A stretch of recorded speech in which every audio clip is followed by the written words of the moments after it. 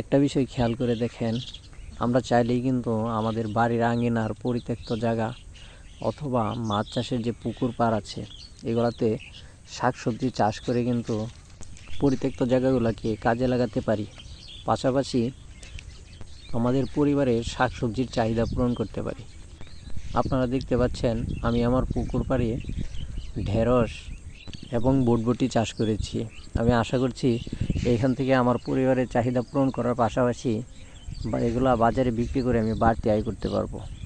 আপনারাও কিন্তু চাইলেই খুব সহজে আপনার বাড়ির আঙিনার পরিত্যক্ত জায়গা অথবা মাছ চাষের যে পুকুর পাড় আছে এগুলাতে আপনি আপনার পছন্দের সবজি চাষ করে পরিবারের চাহিদা পূরণ করার পাশাপাশি কিন্তু বাজারে বিক্রি করে বাড়তি আয়ের সুযোগ পাচ্ছেন। তাই আমি মনে করি বাড়ির আঙিনায় অথবা এই ধরনের জায়গা খালি না রেখে শাকসবজি চাষ করুন। এতে আপনার পুকুর পাড় এবং বাড়ির আঙিনা পরিষ্কার পরিচ্ছন্ন থাকবে এবং আপনি আর্থিকভাবেও লাভবান হতে পারবেন।